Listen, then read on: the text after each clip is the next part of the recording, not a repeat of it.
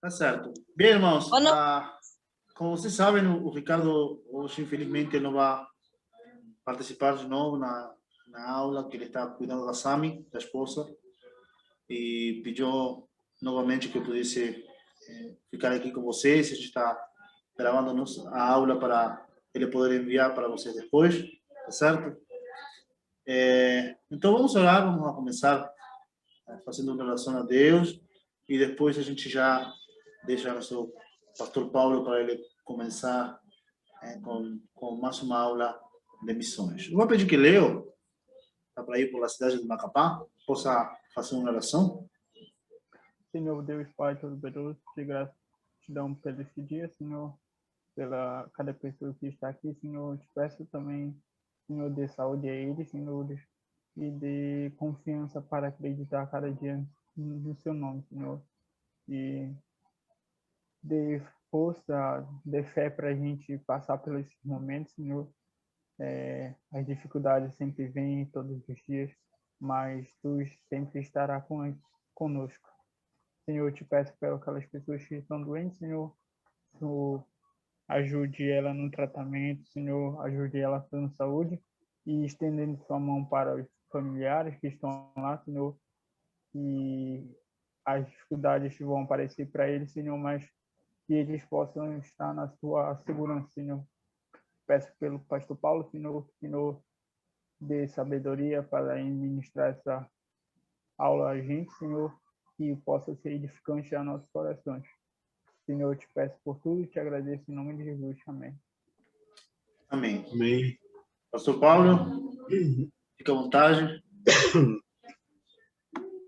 É uma satisfação estar de novo juntamente com vocês, aprendendo juntamente com vocês um pouco da história de missões. Eu gostaria de começar lendo alguns versículos da Bíblia, no livro de Atos, capítulo 26. É um texto bem conhecido dos cristãos, né, dos crentes.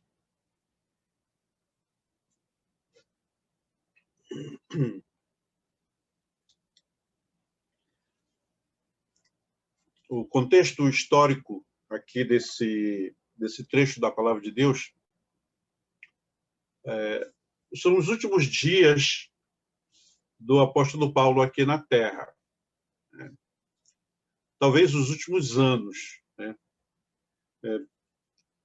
Então, tem muitos conselhos excelentes no livro de Atos, e vocês que estão estudando também o livro de Atos, com o pastor Bruce, já devem ter percebido a maravilha desse livro. Atos é considerado um livro histórico, mas é um livro que nos ensina muito. Né?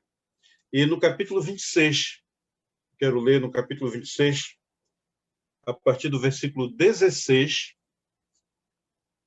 até o versículo 18, a palavra de Deus diz assim: mas levanta-te e firma-te sobre teus pés, porque por isto te apareci, para te constituir ministro e testemunha, tanto das coisas em que me viste, como daquelas pelas quais te aparecerei ainda, livrando-te do povo e dos gentios para os quais eu te envio, para lhes abrires os olhos e os converteres das trevas para a luz e da potestade de Satanás para Deus, a fim de que recebam eles remissão de pecados e herança entre os que são santificados pela fé em mim. Esse é um texto maravilhoso da palavra de Deus, e nós que estamos falando e pensando em missões, é algo que deve também estar no nosso coração. A palavra de Deus nos dá entusiasmo, ela nos motiva para realizar a obra do Senhor. Eu marquei aqui na minha Bíblia esses dois verbos, né? Verbo levantar e firmar. Levanta-te e firma-te. Essa é a postura do missionário, a postura do crente, vamos colocar assim, o crente, porque todo crente é um evangelista, todo crente é um missionário, tem a missão de compartilhar o evangelho, e no meio de tantas dificuldades que nós enfrentamos atualmente, né, precisamos estar firmes, levantados e firmados na palavra de Deus, porque há muitas pessoas que estão com os olhos do coração fechados, estão cegos. As pessoas estão cegas para as coisas de Deus. E essas pessoas vão ter os seus olhos abertos através do trabalho que Deus tem dado para nós realizarmos. Então, por isso que ele diz, levanta-te, firma-te sobre teus pés, porque eu apareci, eu estou contigo, eu vou continuar aparecendo, né? Nunca te abandonarei, o Senhor nos diz isso, né? Cristo disse, eu estou convosco todos os dias, até a consumação do século. Mas para que essa postura de estar levantado, estar firmado, é para abrir os olhos das pessoas. Nós só podemos ajudar se nós tivermos condições de ajudar. Quando a gente viaja de avião, que a funcionária lá, a comissário, o aeromoço faz aquelas orientações, aquelas instruções que a gente não gosta de ouvir, pelo menos eu não gosto muito de ficar ouvindo, olha, se tiver necessidade de pouso na água, pegue a poltrona, leve para fora. Eu não quero que isso aconteça, mas é isso que o protocolo tem que dizer isso, a gente tem que ouvir. Mas uma das coisas interessantes é que quando fala de despressurização, né, da aeronave, máscaras vão cair. Então, se tiver uma criança, né, você não coloca na criança, coloca a máscara em si, na pessoa adulta, porque a criança ela tem um pouco mais de resistência, o adulto tem menos resistência, e o adulto vai ter condições de socorrer a criança, mas uma criança não vai ter condições de socorrer o adulto, né? Por isso que, primeiramente, o adulto tem que respirar ali o oxigênio e depois, então, ajudar a criança. E essa ilustração é muito interessante porque, para que nós possamos ajudar as pessoas que estão desesperadas, estão perdidas, estão sem nenhuma esperança, é necessário que nós tenhamos condições para fazer isso. E essa condição nós encontramos na palavra de Deus. A Bíblia, a palavra de Deus, nos dá a orientação, ela é o nosso guia, né, de fé e de prática. E assim nós vamos poder, então, levar o Evangelho para abrir os olhos daquelas pessoas que estão nas trevas, para que elas sejam levadas para a luz e assim recebam eles remissão de pecados. Então, eu quero começar a aula de hoje pensando nisso aqui. Como eu tenho dito já desde o início que meu objetivo não é apenas falar dos fatos históricos. É importante conhecermos a história, sem dúvida, mas o que eu quero mesmo é motivar todos vocês para esta área que é de fundamental importância para a vida da igreja. Fazer discípulos, plantar igrejas, proclamar o evangelho do Senhor em todas as nações. E aí, com isso, nós vamos entrar na parte histórica e vamos, mais uma vez, pensar naquilo que Deus está fazendo na humanidade através do seu povo. Então, eu quero compartilhar a tela aqui. Então, nós vamos hoje falar sobre, nos aproximando da reforma, aquela reforma que nós já conhecemos, né, que aconteceu lá na Alemanha, em 1517, com Martim Lutero, Mas essa reforma ela foi trabalhada com muita antecedência. Então, não foi uma coisa que aconteceu de uma hora para outra. Isso foi amadurecendo, homens se levantaram, pessoas estavam estudando a palavra e lutando contra aquelas coisas erradas que estavam acontecendo na igreja naquela época. Então, hoje a nossa aula de número 6, chegamos na metade, né, do nosso curso, e ainda tem muita coisa pela frente. Mas vamos lá. Antecedentes da Reforma, século XIV ao século XVII. Esse período foi um período das grandes mudanças geográficas, por causa das grandes navegações. Então, nesse período, do século XIV ao século XVII, os portugueses, os espanhóis, os ingleses, quem mais? Os franceses também estavam avançando além do seu território, né? E houve uma mudança, então, no mapa mundial. O que nós tínhamos visto até a semana passada, a parte da Europa, a parte do Oriente Médio, a parte da Ásia, norte da África, já havia sido alcançado com a palavra de Deus. E não se conhecia naquela época o continente americano, por exemplo. Então, foi a partir dessas grandes navegações que as terras ocidentais, né, a América, foi descoberta pelos europeus. Não somente essas grandes navegações, mas também mudanças sociopolíticas. Nós vamos ver que houve uma mudança muito grande no pensamento do homem com o Renascimento. Esse movimento renascentista que aconteceu aí nas terras do Jordano, né, da Itália, e também as ideias humanistas. A gente vai ver um pouco mais sobre isso. Também as mudanças econômicas, essa mudança do feudalismo para o capitalismo. A gente vai lembrar um pouco das nossas aulas de história, de geografia, né, que falam sobre esses assuntos. Mudanças religiosas, onde o teocentrismo deu lugar mais para o humanismo.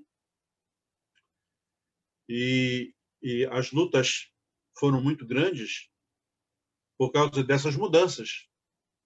Mas, ao mesmo tempo em que houve lutas, houve dificuldades, houve uma abertura para que o evangelho pudesse avançar ainda mais no mundo. Então, se dá para a gente observar aí o mapa, veja que as linhas agora não se concentram mais na parte da Europa, partindo ali do Oriente Médio. Veja que agora as linhas são mais amplas por causa do conhecido mercantilismo.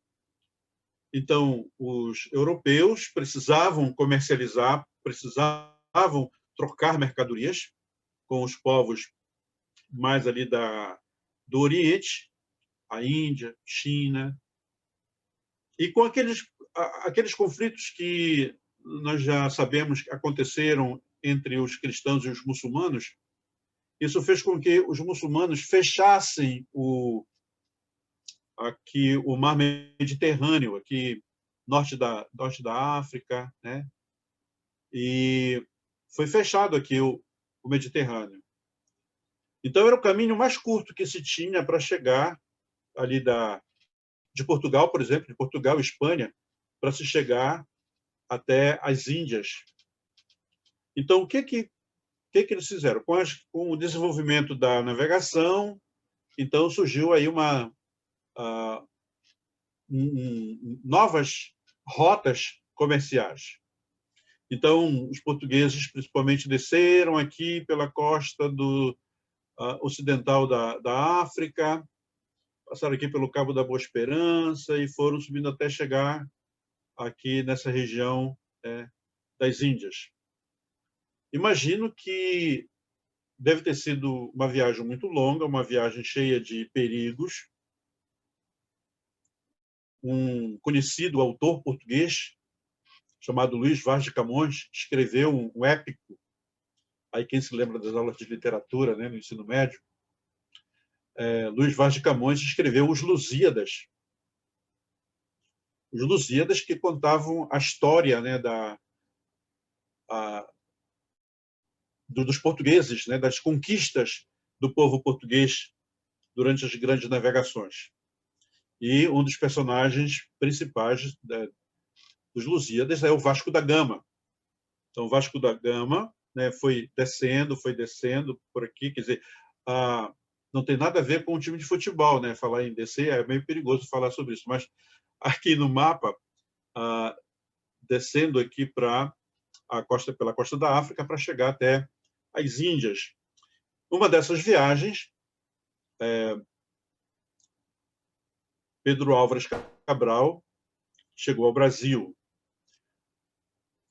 Antigamente se dizia que o Brasil foi descoberto, agora se diz que o Brasil não foi descoberto, o Brasil foi invadido. Mas isso é um assunto que a gente não vai discutir aqui. Mas, por causa dessas grandes navegações, foi descoberto o Brasil, foi descoberto a América. Cristóvão Colombo chegou à América do Norte, e não somente esses, mas muitos outros navegadores vieram para a América. Pedro Teixeira, a gente conhece outros, Vicente Pinzon, outros navegadores que andaram por aqui, pelo nosso país. Naquela época, houve algum conhecimento da astronomia. Aí descobriram que a Terra não era plana. Hoje tem essa discussão, né? Mas os portugueses acreditavam, aliás, os navegadores acreditavam que quando o navio sumia no horizonte, no mar, ele caía, né? Mas depois se percebeu que saindo do mesmo ponto e dando a volta, né, chegaria saindo de um ponto e dando uma volta, chegaria no mesmo ponto. E então aí surgiu a ideia da Terra redonda. Como eu já disse, que não é a nossa discussão. Mas houve o descobrimento da América e as colonizações. Então, os portugueses colonizaram o Brasil, os portugueses colonizaram alguns países da África, alguns países de língua portuguesa na África, como Moçambique, Angola, onde mais?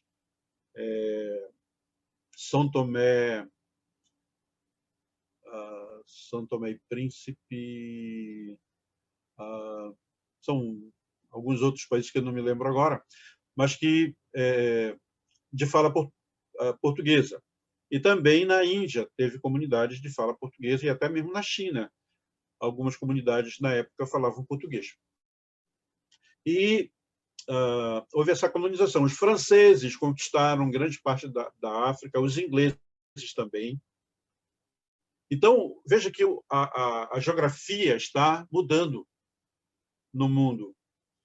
E isso contribuiu muito para que o Evangelho chegasse aonde não havia chegado ainda. Vocês estão vendo essas naus, esses navios, caravelas, com uma cruz aí na vela, a cruz de Malta, né?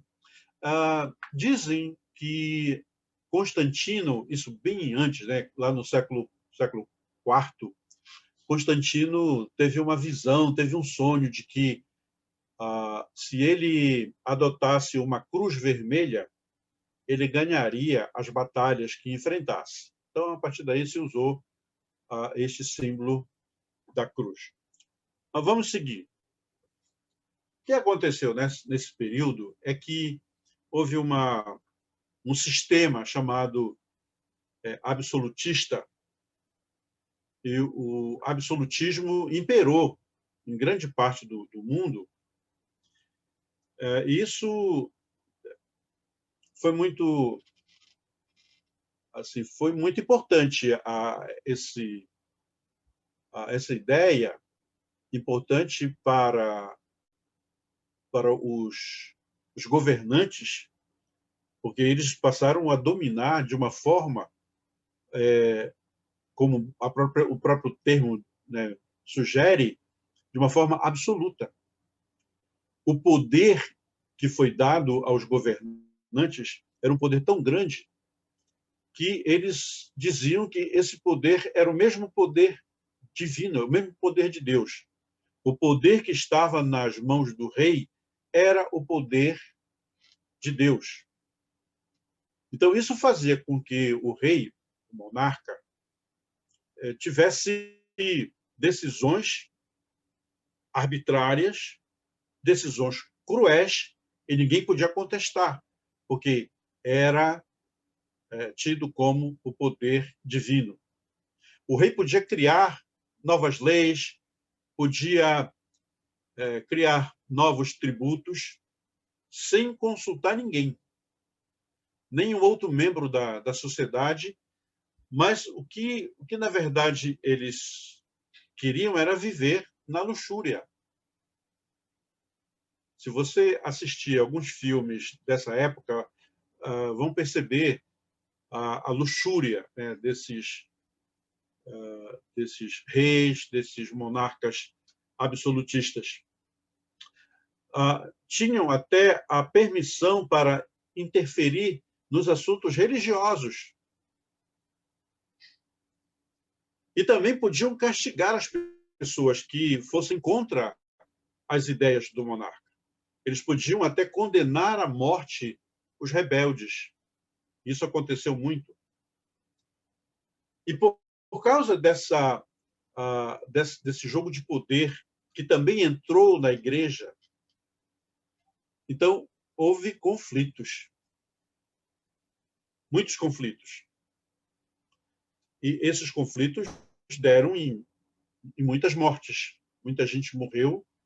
A gente não vai entrar nesses detalhes aqui, mas houve muitos confrontos e muitas mortes por causa do fato que as pessoas não concordavam com as decisões absolutistas, né, dos reis, dos monarcas, que governavam com essa mão de ferro, né, com esse poder absoluto. Mas, durante esse mesmo tempo, se desenvolveu uma cultura renascentista. Essa cultura renascentista tem algumas características bem marcantes. Primeiro, o racionalismo. Racionalismo vem da palavra razão, né? Essa palavra aparece na Bíblia, lá em Romanos, capítulo 12, quando Paulo fala de transformai-vos pela renovação da vossa mente, né? E fala também de apresentar o nosso culto racional, apresentar os nossos corpos como um sacrifício vivo, santo e agradável a Deus, que é o vosso culto racional. Essa palavra que tem a ver com a lógica, a razão, o uso da razão. Então, nessa época, o homem começou a explorar essa questão, né, da razão. A razão era o caminho para se chegar ao conhecimento. Porque até então era só a fé, né, só a fé. E agora temos esse elemento aí para contrastar, né, com a fé. Mas a gente sabe que fé e razão andam juntos, né? A religião e a ciência andam juntos. A ciência, ela pode ser explicada pela palavra de Deus. Então tem a segunda característica, que é o cientificismo. todo conhecimento deveria ser demonstrado através de experiências científicas. Quando nós estamos na universidade, nós estamos estudando, e nós estudamos geralmente, exatamente isso. Nós temos que comprovar as coisas, né? E aí é um risco muito grande para os crentes, quando entram em conflito com essas ideias, né? Que a ciência tem que explicar tudo. E, por exemplo, temos que explicar a existência de Deus. Não temos como explicar a existência de Deus, né? Mas temos como defender a existência de Deus. Mas o fato é que as pessoas estavam trabalhando muito com essa ideia daquilo que é científico. Também o individualismo. O homem buscava afirmar a sua própria personalidade e satisfazer as suas ambições através da concepção de que o direito individual estava acima do direito coletivo. Isso vai levar mais tarde para o iluminismo, mas aí já temos esse princípio. O homem já está pensando em si mesmo, já está pensando, né? Por que o rei, por que o monarca tem que dominar sobre a minha vida? Bom, eu não estou defendendo a ideia de que nós devemos ser individualistas. A palavra de Deus não nos ensina isso. Mas o que eu estou dizendo é que os homens pensavam assim, né? O homem buscava afirmar sua própria personalidade, sua própria identidade. E vem o antropocentrismo, ou seja, o homem é o centro. O homem é o centro de todas as coisas. O homem é a suprema criação de Deus e o centro do universo. Aí a gente tem aquelas teorias, né, que a Terra era o centro, a teoria heliocêntrica, o Sol era o centro, essa teoria antropocentrista, em que o homem é o centro. O homem é responsável por tudo, ele é o criador de tudo, é o homem que escreve a sua história, né? Já dizia o filósofo, o homem é a medida de todas as coisas. Então, esse pensamento estava sendo espalhado naquela época. E veio o classicismo, né? Os artistas buscavam a sua inspiração na antiguidade clássica, greco-romana, para fazer suas obras.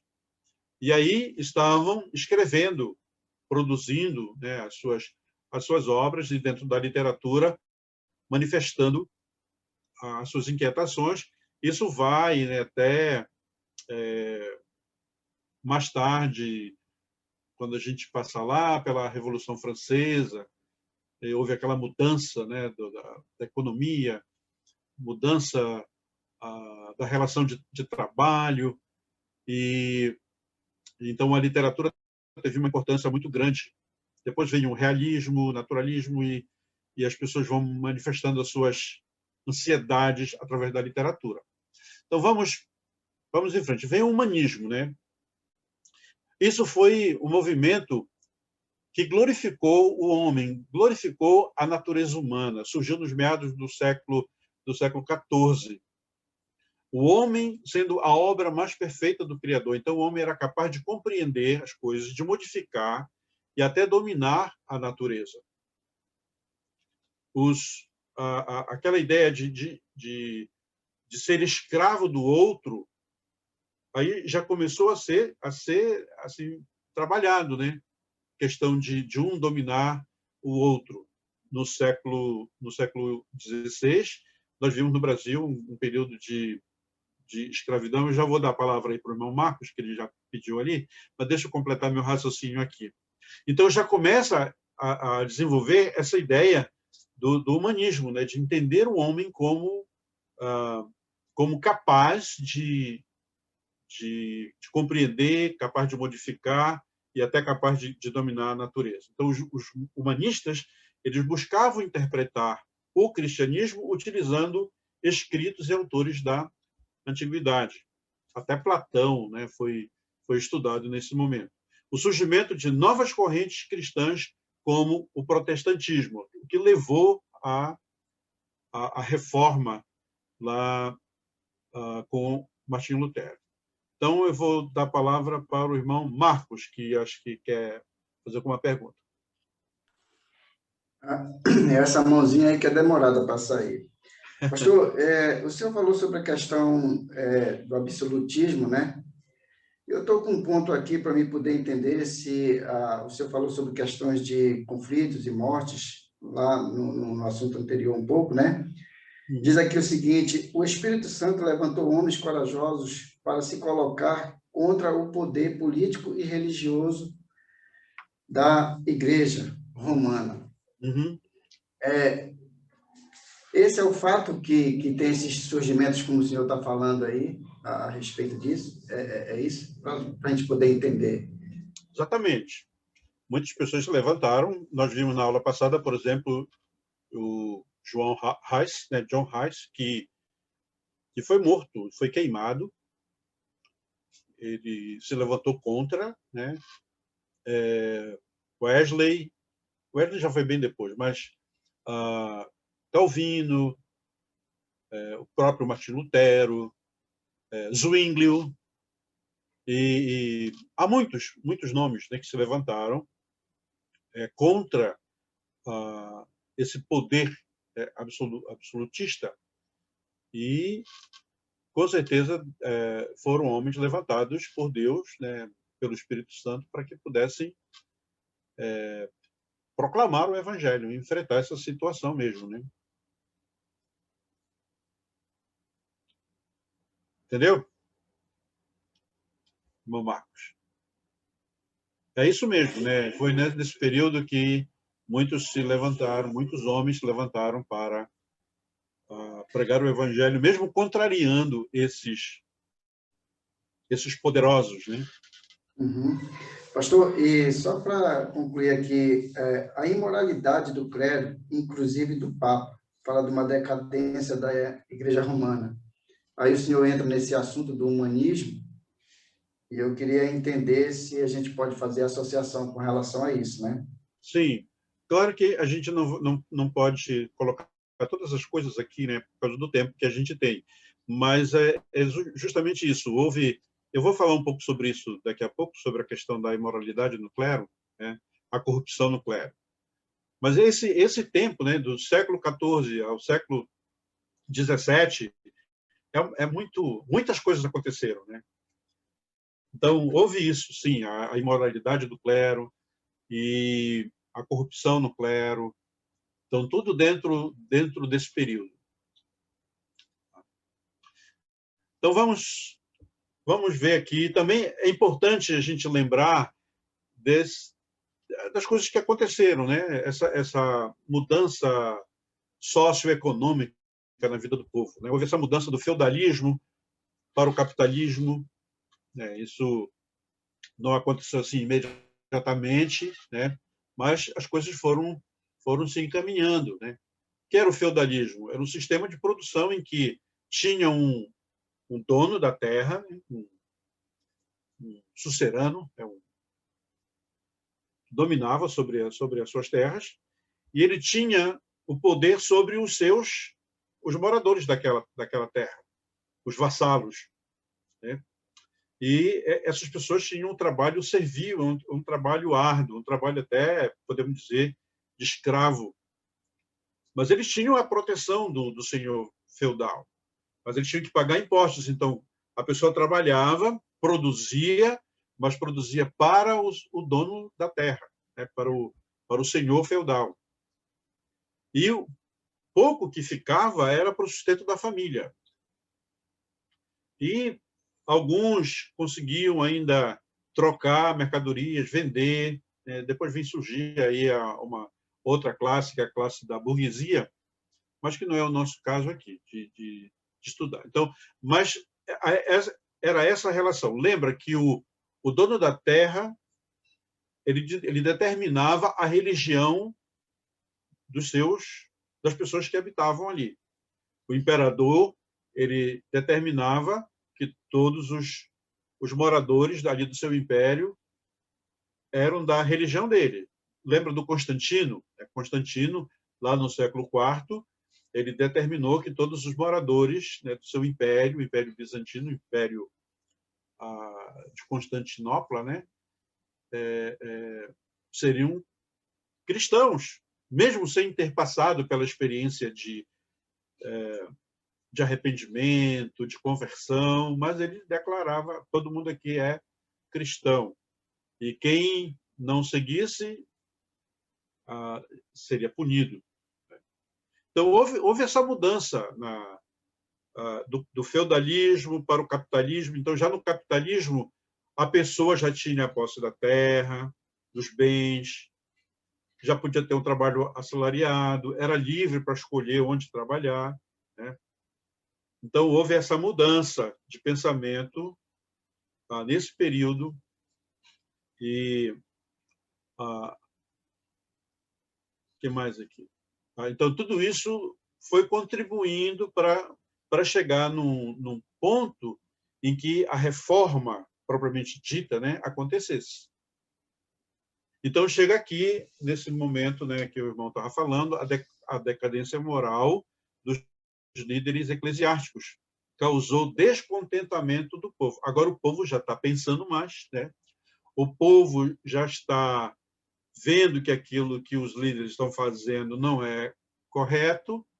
Então, o Espírito Santo, nesse momento, o Espírito Santo levantou homens corajosos para se colocarem contra os poderes, né,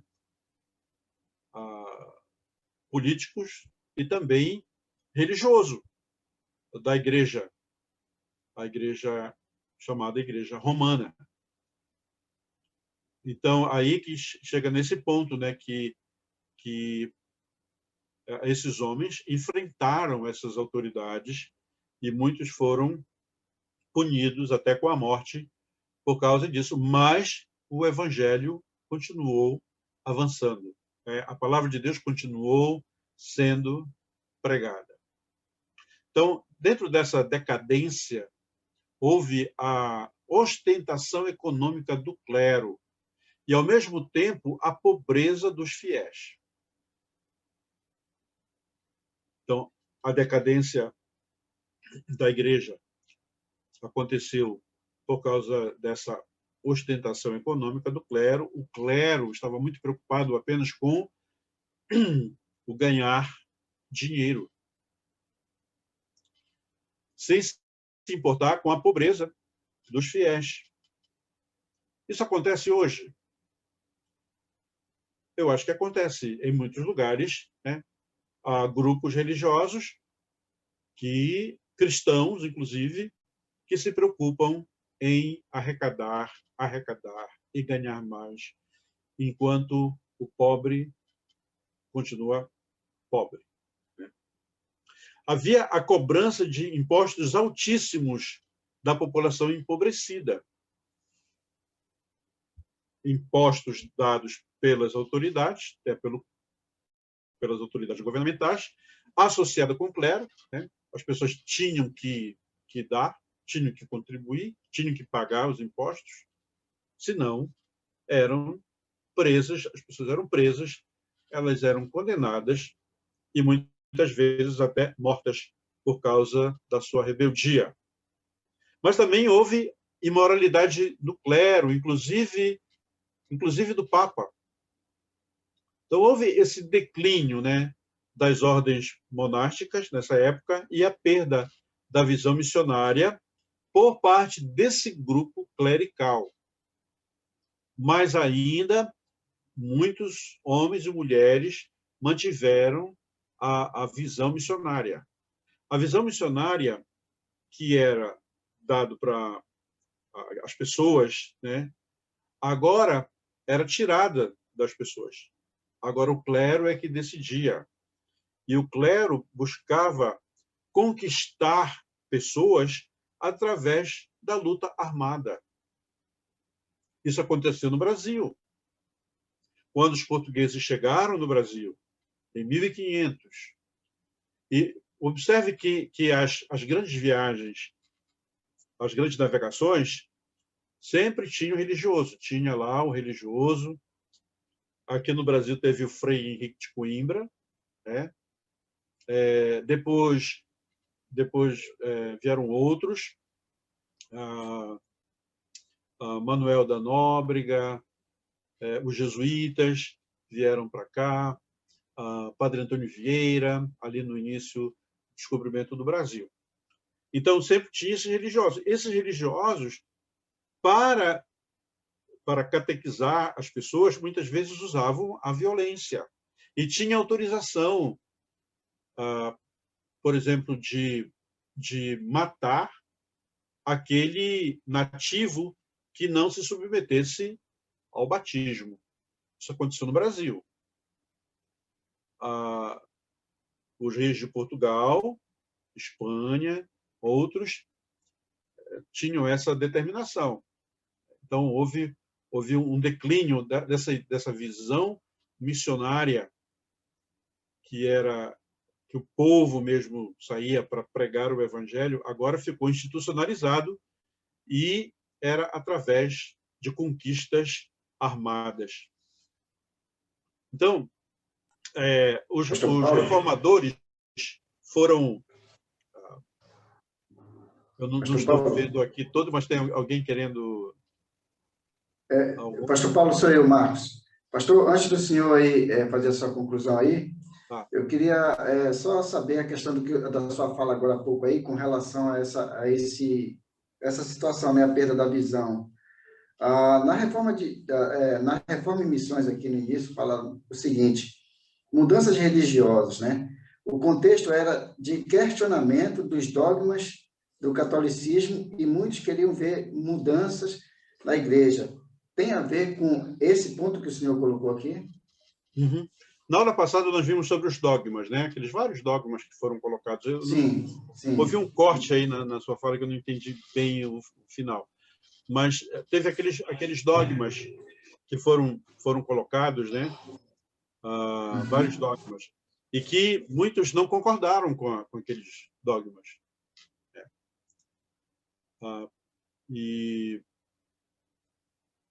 Repita o finalzinho que eu não consegui.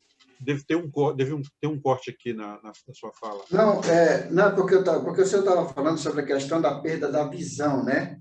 No declínio das ordens monárquicas, né? Então, eu estava falando a respeito justamente dessa questão das mudanças, né, do catolicismo, porque nós vimos aqui que é um questionamento das pessoas com relação aos dogmas, né? E, principalmente, eles queriam mudança com relação a isso, né?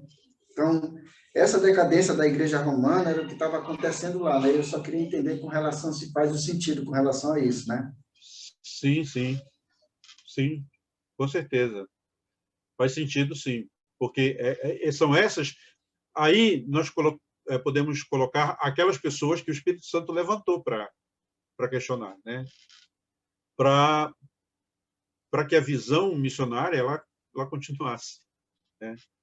Então, houve esse momento de insatisfação, né? De inquietação das pessoas contra aqueles dogmas, porque aqueles dogmas não permitiram às pessoas, por exemplo, a ler a Bíblia, que já existia, né?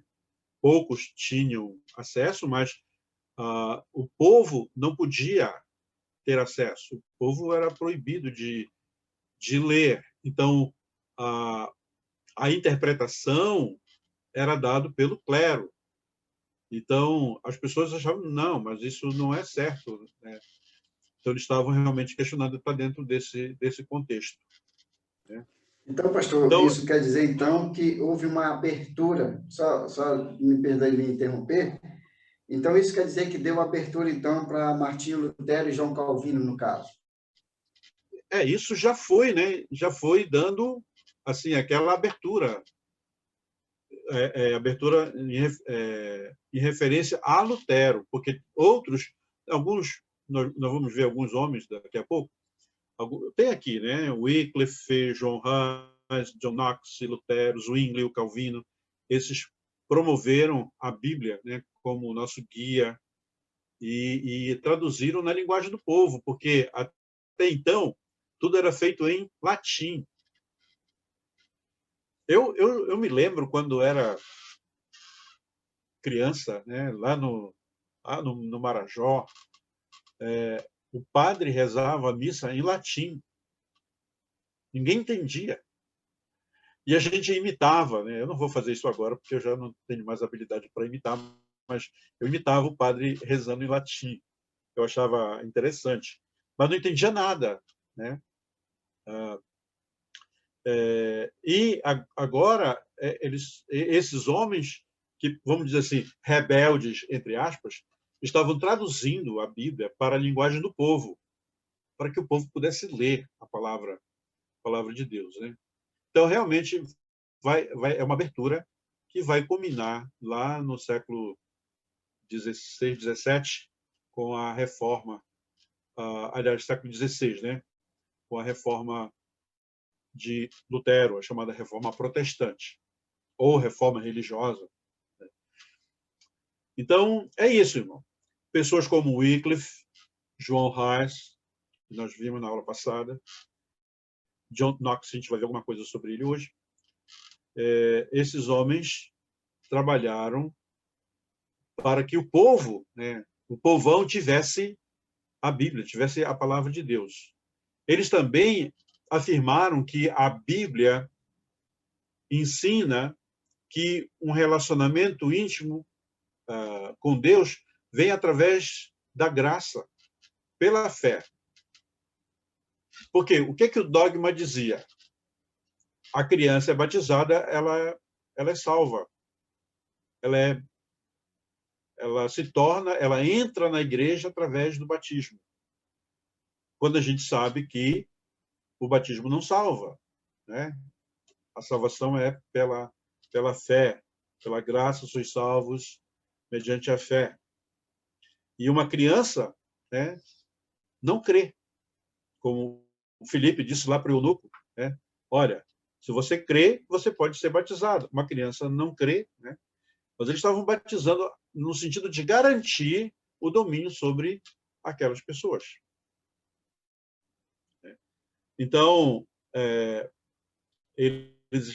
esses homens, chamados de rebeldes aqui, reformadores, eles estavam levando realmente a verdade, a palavra de Deus para as pessoas.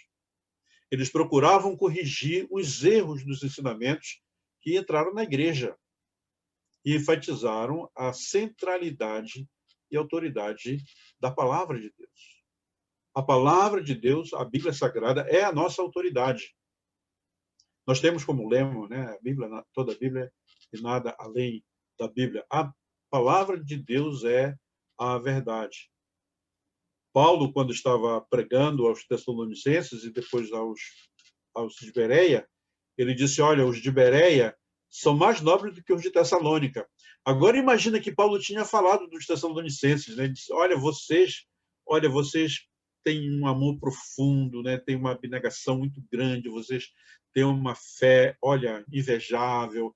Eu não preciso dizer nada, vocês, né, foram para Macedônia e Acaia, olha, vocês fizeram tudo certinho, né? Não preciso dizer nada. Mas quando ele chega com os de Bereia, ele disse, olha, vocês são mais nobres do que os de Tessalônica.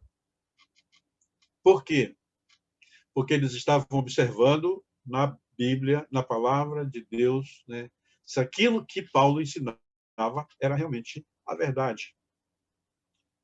E esse é o legado que nós temos hoje de estudar a Bíblia, né?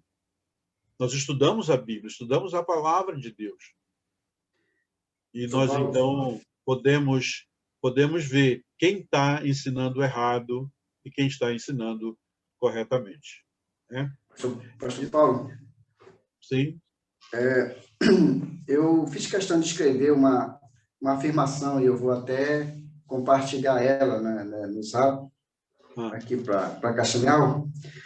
Diz assim, numa aula que o senhor falou anteriormente, né, não sei se foi na segunda ou na terceira, diz assim, a existência da Bíblia é a primeira evidência de que Deus tem uma missão, um propósito salvífico para este mundo. Gostei muito dessa colocação que o senhor fez e faz sentido no que você acabou de falar aí, né? Então, eu fiquei pensando muito nessa afirmação, né? Muito boa. Era isso. Aliás, que não é minha, né?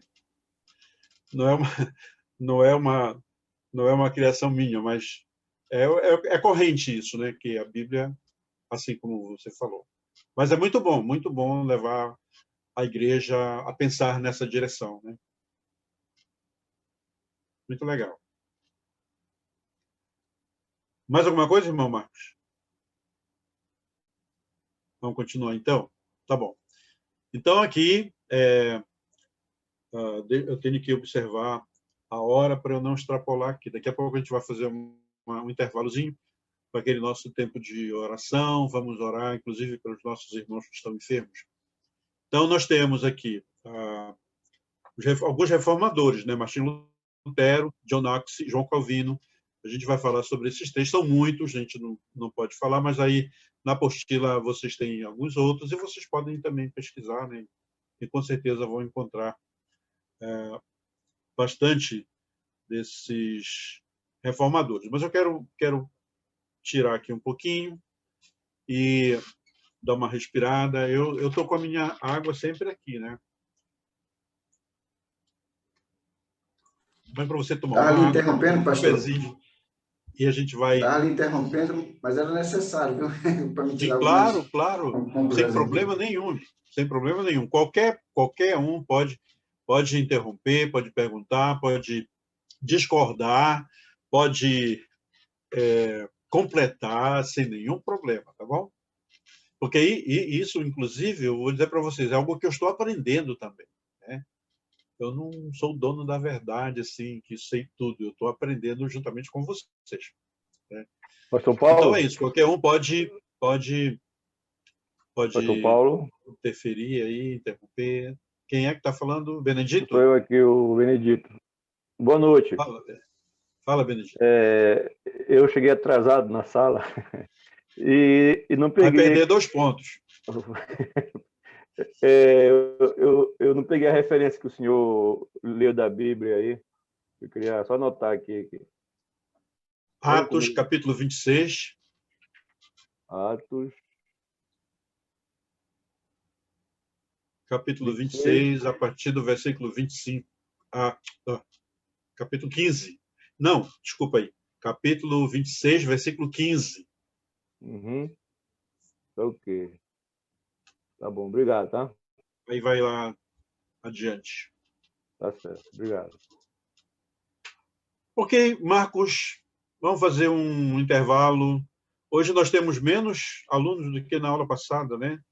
Eu acho que na aula passada tinha 16, hoje temos 14. Tem 14 hoje. A gente pode dividir em sala, pastor, e para ter esse tempo de oração, tá? Para o nosso pastor Rai, por aqueles irmãos que estão doentes, tá bom? Sim. Vou dividir aqui em sala, 15 minutos, tá? Para vocês terem esse tempo para orar junto, e depois o pastor Paulo continua com a outra parte da aula de missões, tá bom? Então, nós vamos falar um pouco sobre as causas da reforma. Não vou comentar muito aqui, só comentar um pouquinho, né, sobre algumas coisas que levaram à reforma. Então, como nós falamos sobre o absolutismo, também a tirania eclesiástica afligia o povo e impedia o desenvolvimento de uma liderança, realmente uma liderança comprometida. A Alemanha sofria. A Alemanha sofria o fato de a igreja ser detentora de 1/3 de suas terras. E isso começava a incomodar as pessoas. Os nobres desejavam um Estado separado da igreja. Lembra, semana passada nós vimos que muitos atrelaram, né, a igreja ao Estado. Então, isso trouxe uma inquietação, trouxe críticas, né? E, principalmente na Alemanha, em que as pessoas estavam passando por isso, né, perdendo as suas terras para a igreja, isso já foi um passo para alimentar a ideia de uma reforma. Então, o que a gente percebe é que a reforma propriamente dita, né, a reforma protestante, não teve apenas ingredientes da religião, mas teve algo a ver com a política, já que se desvincular de Roma teria essa dupla libertação, né, que era aquilo que era útil, aquilo que era rentável. Porque a Alemanha estava pagando impostos para o Império Romano. E a Alemanha não estava satisfeita com isso, né, esse pagamento de impostos. Então, o Sacro Império Romano Germânico controlava as ações da Igreja, escolhendo líderes e nomeando conforme o seu interesse. Era quem tinha recurso, quem tinha assim, amizade, não importava a qualificação espiritual. Tomás de Aquino foi um homem que se levantou contra a ambição e o lucro que a igreja estava adquirindo. E, segundo a própria igreja, né, é pecado essa ambição, né?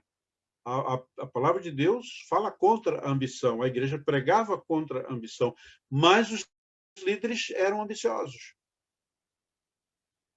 Lá na Wittenberg, na Alemanha, Lutero fez uma grande descoberta. Ele que fazia parte do clero, ele era um monge, estudante da Bíblia, e ele fez a grande descoberta da sua vida, quando ele leu o livro de Romanos, onde ele leu, lá no primeiro capítulo, verso 17, né, que o justo viverá pela fé. E Lutero foi convidado para ensinar o livro de Romanos na Universidade de Wittenberg. Não somente o livro de Romanos, mas também o livro de Salmos. E para estudar o livro de Romanos, com certeza, ele confrontou muito as ideias que estavam, né, que eram correntes na época. Aquilo que a Bíblia dizia era uma coisa, mas a vida da igreja era outra. Então ele se deparou com essa realidade: o justo viverá pela fé. E Lutero estava procurando achar um Deus gracioso, porque ele só encontrava um Deus irado. Era um Deus irado, que queria a conquista, né, dos seres humanos através da força. Mas ele aprendeu, né, sobre o Deus gracioso: o justo viverá pela fé. Né? Então, Lutero buscava uma resposta que o justificasse diante de Deus. E ele entendeu, pela revelação do Espírito Santo, que os homens não são justificados por suas ações. A salvação não vem pelas obras. Né? O pagamento de indulgências não podia salvar ninguém. Ou a adoração a imagens, a adoração a relíquias da igreja também não podia salvar ninguém. Mas somente Cristo, né? Somente pela fé em Cristo, no sacrifício vicário de Jesus Cristo. Sacrifício vicário quer dizer que o sacrifício que nos substituiu. Cristo foi o nosso substituto naquela cruz. Então, Lutero entendeu isso. Ele entendeu que não era através da venda de indulgências, da venda de... Então, Lutero entendeu isso, né? O sacrifício de Cristo É pela fé em Cristo que nós somos salvos, não por outra coisa, não pela adoração de imagens, não pela adoração de relíquias, mas unicamente pela fé em Cristo. Então, a igreja vivia num tempo de corrupção, num tempo de imoralidade. O Papa Leão X chegou aos extremos da corrupção. Francisco I da França invadiu a Itália, porém Leão X apoiou as tropas do imperador Carlos V. E há uma história de namoro aí entre papas, né? Coisas de homossexualismo, que se conta, né? Então houve essa extrema imoralidade no clero. Então, para financiar os gastos tão grandes com os militares, lembro que os monásticos agora eles iam se preparar para a guerra, não mais para os exercícios espirituais, né? Para aquelas disciplinas espirituais, mas para se preparar para lutar. E então precisava de recurso. E Leão X aumentou, o Leão X, né, aumentou a venda de indulgências. Então, houve essa necessidade de aumentar os impostos, né, e vender indulgências para arrecadar dinheiro. Então, cargos eram vendidos, cargos, né, de diácono, cargos de bispo, de arcebispo, enfim, eram vendidos. Quem tinha dinheiro, não importava a sua condição espiritual, mas podia comprar o cargo. E a história diz que chegaram até a ordenar crianças bem pequenas, crianças de 7 anos, como cardeais, né? Isso aí foi confirmado pela Unam Sancta, a qual declarava que todas as pessoas deviam se submeter ao sumo pontífice para serem salvas. Imagina, né, essa situação. Então, em 1517, em Wittenberg, veio um frade dominicano chamado John Tetzel, que trazia indulgências para serem vendidas. Então, o dinheiro servia para a construção da Basílica de São Pedro, São Paulo, São Pedro, ou São Pedro, São Paulo, né? Essas indulgências davam direitos para as pessoas, direitos para os mortos que estivessem no purgatório. Ora, ver se isso tinha cabimento, né? Então, o que acontecia? A pessoa que comprava as indulgências tinha um lugar garantido lá no céu para quem tinha morrido. Então, olha só, Tetzel dizia, para os parentes das pessoas mortas, né, que quando o dinheiro tilintar, quando fizesse barulho lá no fundo do cofre da igreja, a alma vai direto para o céu. Então, Lutero começou a confrontar isso com a Bíblia e, vendo que isso não era bíblico, ele começou a questionar. Vinham pessoas de todas as localidades para comprar indulgências e também davam direito, né, ao perdão de todos os pecados cometidos e os vindouros ainda. Ganhavam 1.800 anos de perdão. Imagina, né? A pessoa pagava, né, o preço do seu pecado, quando a Bíblia diz que Cristo é que pagou o preço pelo nosso pecado, né, porque nós não temos condições de pagar o preço, né, pelo nosso pecado. E aí, então, Martim Lutero escreveu 95 teses. O que, na verdade, Lutero queria era discutir sobre isso. Vamos discutir, vamos debater.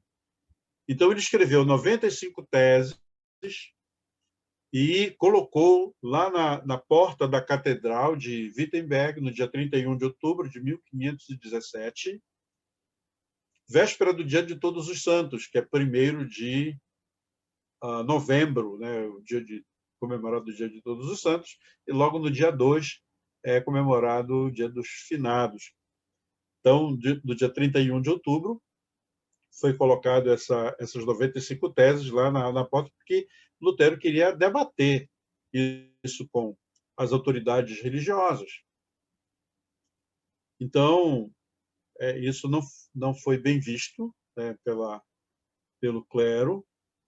Essas 95 teses se espalharam pela Europa, foram feitas cópias, né, e há quem diga que isso foi por uma ação milagrosa mesmo, uma ação do Espírito Santo, uma ação de anjos que fizeram com que essas cópias fossem espalhadas para serem discutidas.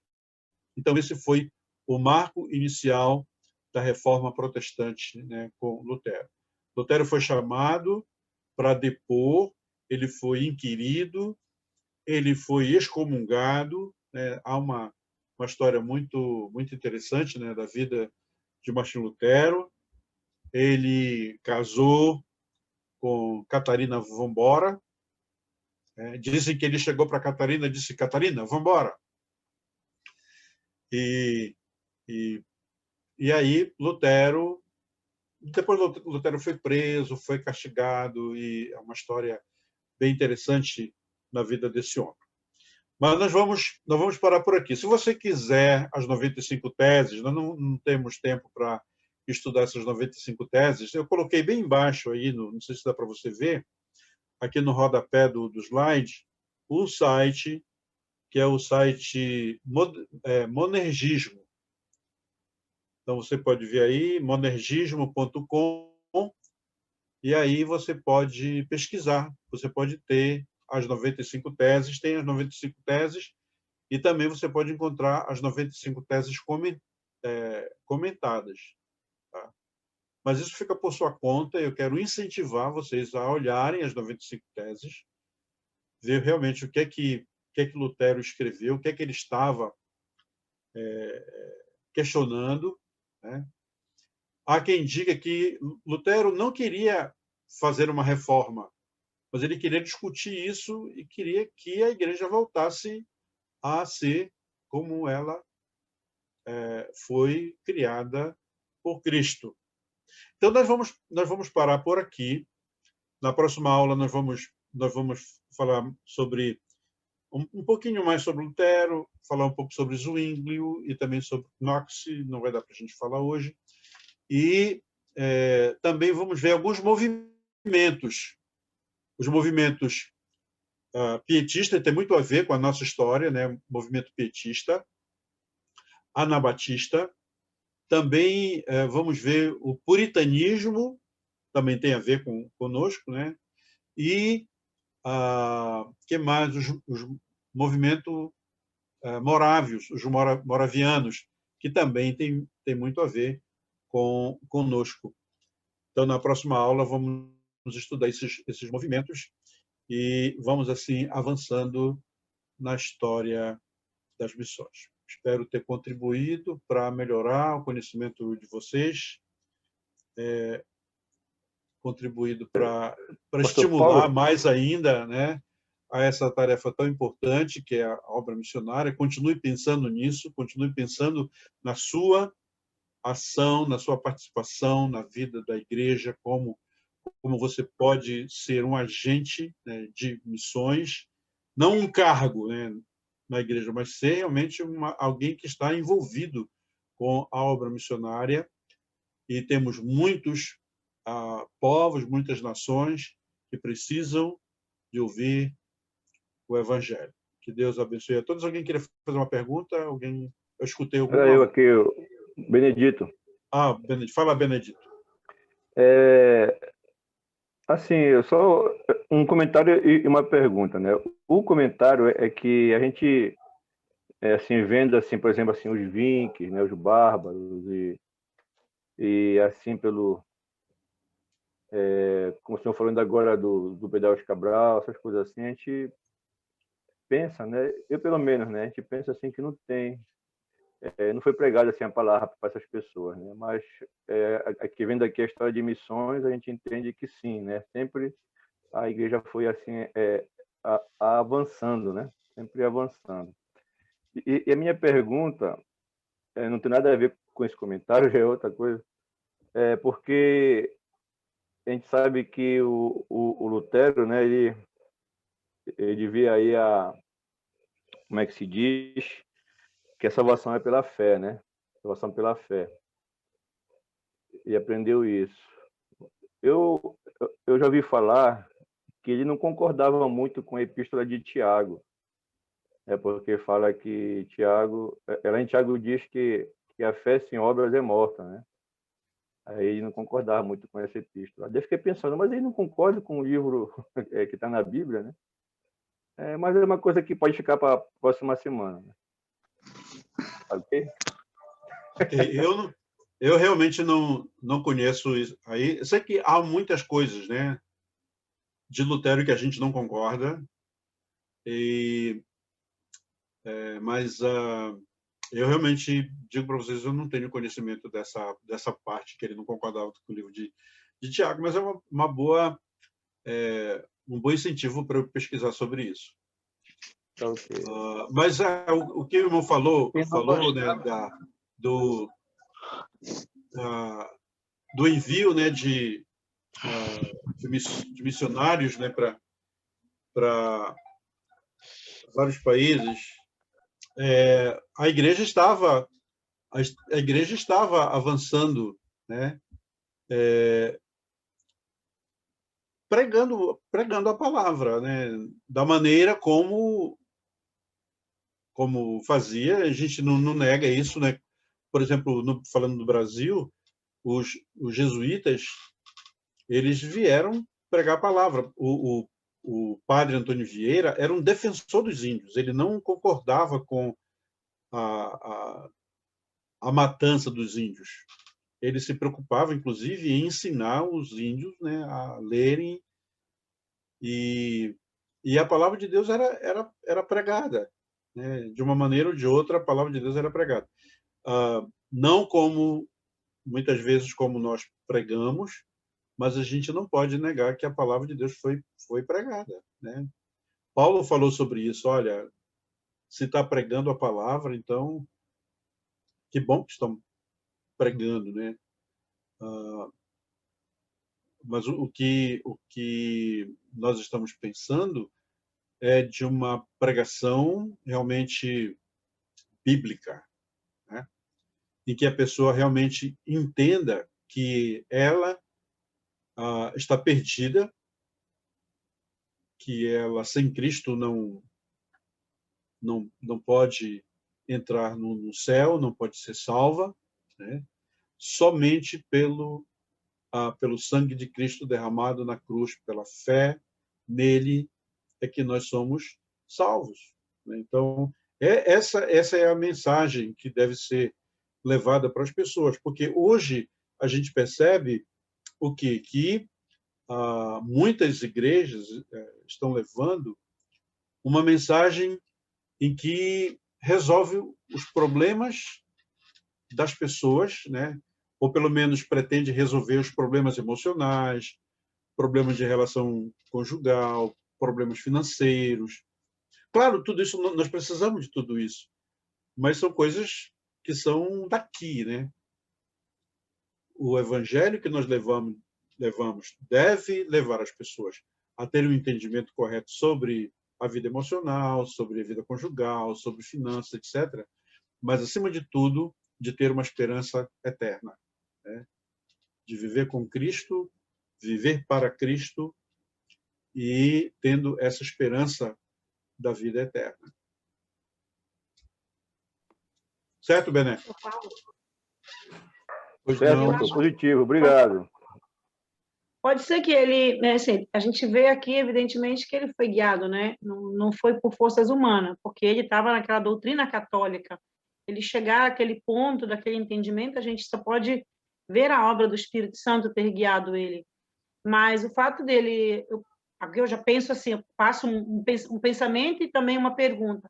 Talvez ele era sozinho, não tinha com quem compartilhar, com quem refletir. Hoje a gente tem esse privilégio, né, de se ajudar um com o outro. esses estudos, até mesmo as tarefas, quando a gente tem um tempo de chamar um irmão, conversar. Eu acho que nesse momento aqui foi onde ele se perdeu mais.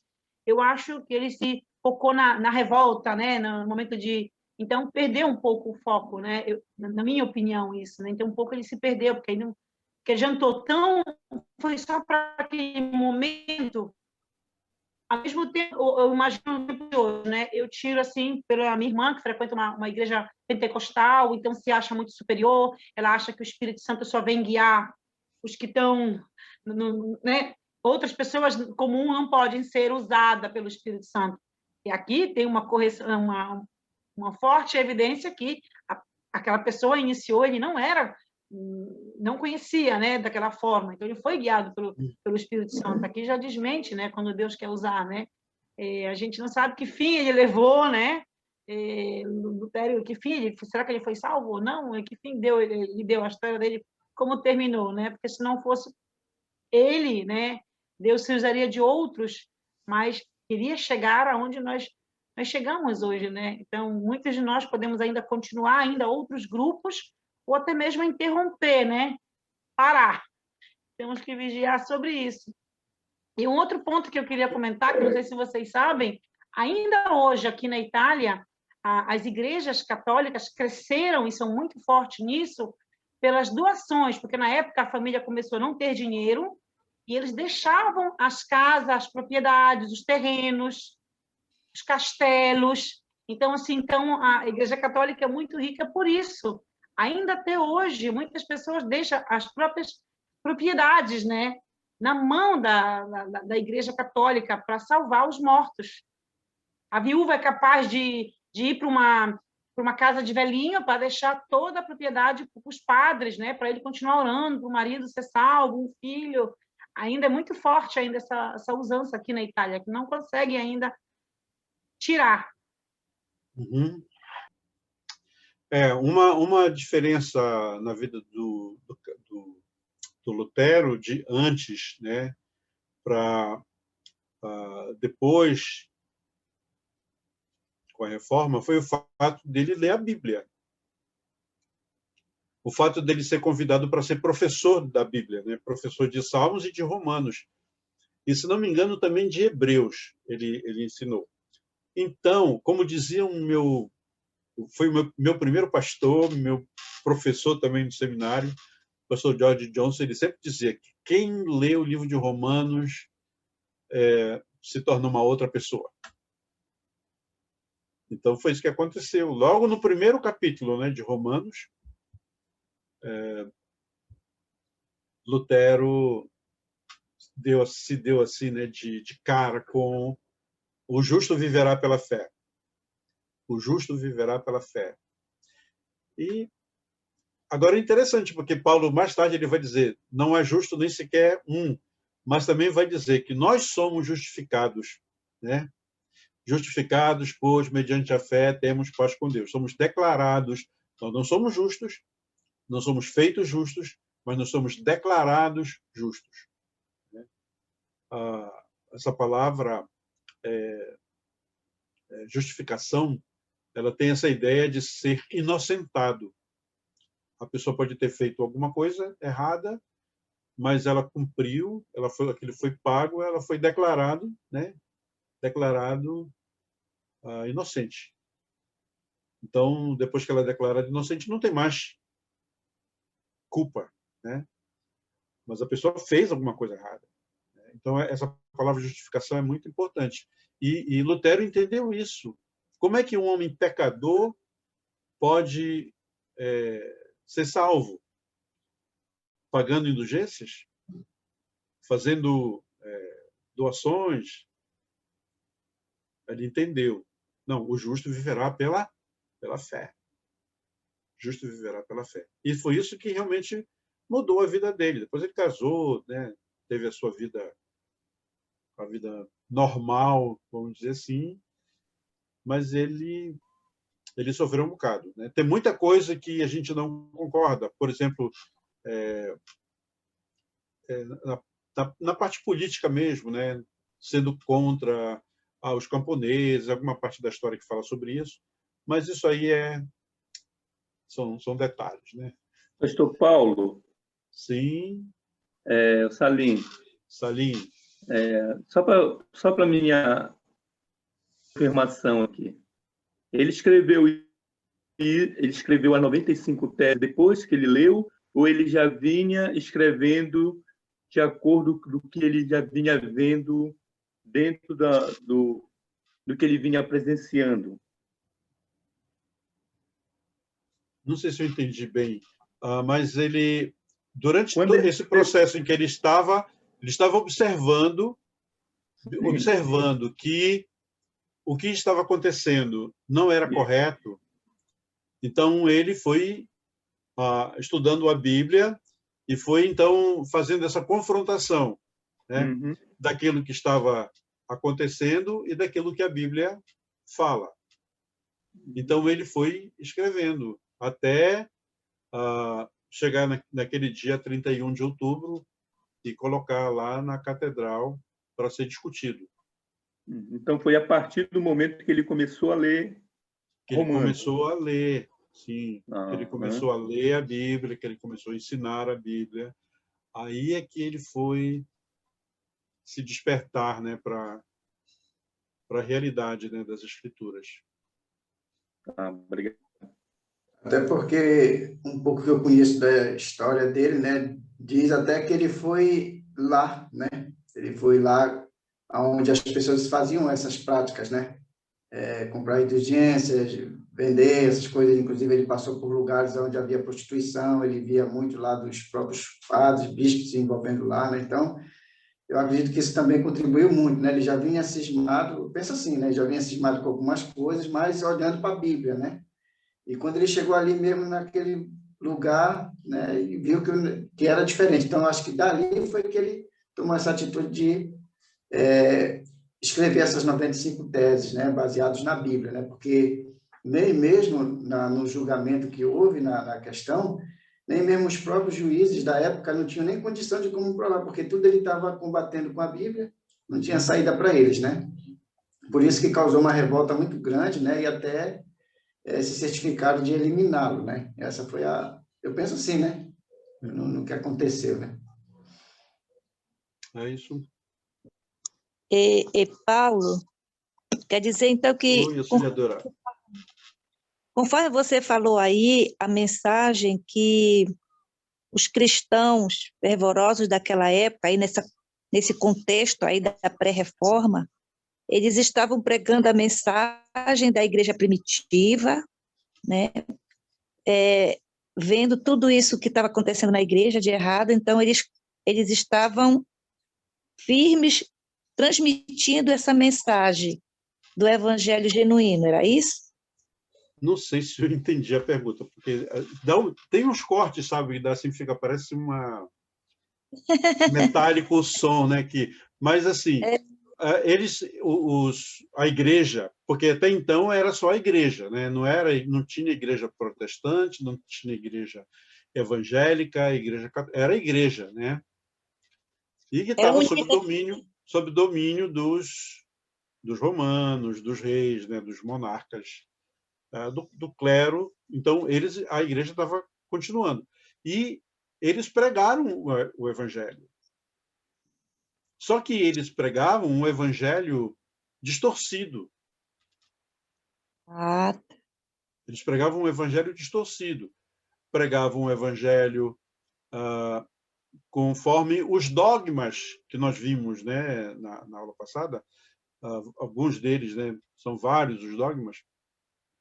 E as pessoas, então, muitas se converteram ao cristianismo, né? Fazendo parte da igreja católica. Eu não vou entrar na discussão se elas foram salvas ou não, mas muitas pessoas conheceram Cristo através da pregação da igreja, que era a igreja romana, né? A igreja católica romana. É como hoje muitas pessoas ouvem o evangelho a partir das igrejas neopentecostais, e estão fazendo o trabalho, né? Eles pregam um evangelho, mas um evangelho que tem coisas que são duvidosas, né, nesse evangelho. E nós temos o evangelho genuíno, né, o evangelho bíblico, que nós podemos realmente pregar com segurança, né, levar o evangelho para as pessoas. Pastor, então, nós podemos dizer, então, que essa, no caso, era a época em que era só eles que tinham acesso à Bíblia e o povo não? O povo não tinha acesso. Essa era a época, então, né? Então o povo só foi ter mais acesso à Bíblia a partir da Reforma. Ter acesso à Bíblia, né? A partir da Reforma. Que depois veio a invenção da imprensa, lá pelo Gutenberg, né? O alemão Gutenberg, que inventou a imprensa. Aí já foi mais... né? Já houve mais possibilidade, né? de publicação com mais intensidade. Enquanto Martinho Lutero estava preso, ele traduziu a Bíblia, escreveu e mandou para muitos lugares, né? E foi isso, né? As pessoas tiveram mais acesso às Escrituras depois da Reforma. E hoje nós temos o privilégio que a gente tem Bíblia de tudo quanto é jeito, né? Tem Bíblia com várias versões, né? Bíblias, pode ser Bíblias pequenininhas, né? Como Bíblias como essa, talvez.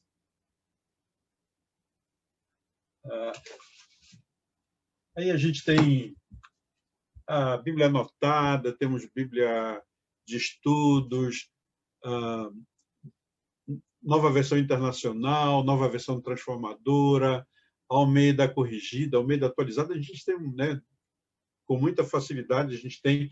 E tem também a Bíblia no próprio celular, né? A gente tem aqui, abre aqui o aplicativo e tem todas as versões. Então, hoje nós temos muito mais acesso à Bíblia do que naquela época, né? É isso aí, gente. Eu tenho que sair, mas foi bom tempo juntos. Como eu disse, eu aprendo também com vocês. Deus abençoe vocês. E vamos estudar e vamos cada vez mais estar envolvidos na obra do Senhor. Se o senhor quiser deixar para responder depois, não tem problema não, mas eu pergunto. Nós podemos dizer e afirmar que os líderes do catolicismo atual, como os do anteriores, eles têm certeza absoluta da autenticidade da Bíblia? Olha, é meio difícil responder essa pergunta, mas eu vou dizer porque eu assisti uma entrevista com um padre e ele estava dizendo: os protestantes devem dar graças a Deus porque nós escrevemos a Bíblia. Nós escrevemos e nós canonizamos, então nós somos, digamos, os pais da Bíblia. Então, por esta declaração, eu entendo que eles não entendem da Bíblia. Porque a Bíblia não foi escrita pela Igreja Católica, né? A Igreja foi escrita por homens santos movidos pelo Espírito Santo, conforme diz o apóstolo Pedro, que eles dizem ser o primeiro Papa. Pedro disse: olha, homens santos falaram da parte de Deus, movidos pelo Espírito Santo. Toda a Bíblia é inspirada por Deus e útil para o ensino, para a educação, para a correção, né? Que você já sabe, né? A fim de que o homem seja perfeito e perfeitamente habilitado para toda boa obra, lá em 2 Timóteo, capítulo 3, versículo 16 e 17. Né? Aquela parte ali de 2 Timóteo. E fala sobre isso. Então, para dizer, olha, nós escrevemos a Bíblia e os crentes estão usando, para mim, demonstra que eles não entendem da Bíblia. Pelo menos aqui na Itália, mas hoje, uma história de Adão e Eva, eles falam que é a história inventada. No catequismo falam, né, com as crianças, com os jovens, dizendo que algumas histórias na Bíblia é inventada. Eu ouvi de um padre desses artistas cantores, né? Aí da mídia, que está em evidência. Não me lembro o nome dele, mas ele canta, as meninas dizem que é o Padre Fábio de Gato, Mello. né? Eu acho que é. E ele diz que nós precisamos, que a Igreja Católica precisa usar mais a Bíblia.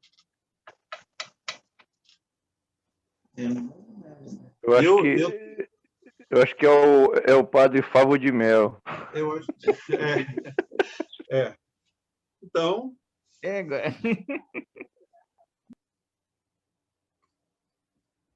isso aí. Então, alguns já reconhecem o valor das escrituras, né?